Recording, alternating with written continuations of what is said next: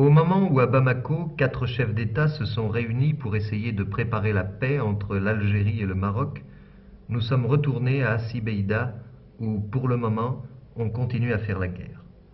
En théorie seulement, car au puits d'Assi-Beïda, dont l'attaque a déclenché toute l'affaire, nous n'avons trouvé que des soldats venant tranquillement se désaltérer ou remplir des citernes.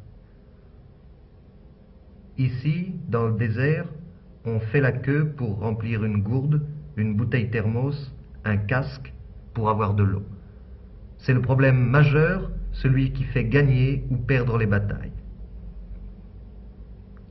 C'est peut-être parce qu'ils étaient très mal ravitaillés en eau que les Algériens ont perdu la bataille d'Assi-Beïda.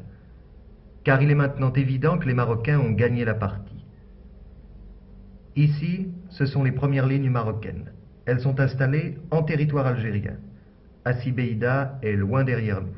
Devant, il n'y a rien, rien que le désert. L'armée nationale populaire a disparu, elle s'est retirée à plus de 40 km de là, à Tinfouchi, sa base arrière. Mais en laissant pas mal de monde derrière elle. L'équivalent d'un bataillon a été encerclé dans cette gorge. 60 hommes au moins ont été tués, les autres ont été faits prisonniers par les forces royales marocaines du général Driss. Les prisonniers portent encore l'uniforme vert olive de l'ANP, mais pieds nus pour éviter les évasions. Beaucoup d'entre eux n'ont guère plus de 17 ou 18 ans. Nous n'avons pas eu l'autorisation de leur parler, mais plusieurs, nous a-t-on dit, venaient de la région de Tiaret. À l'hôpital militaire, nous avons vu d'autres prisonniers algériens, blessés ceux-là.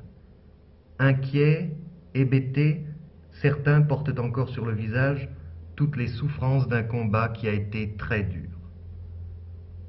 La bataille d'Assi-Beïda semble donc terminée, mais peut-être n'est-ce qu'une trêve.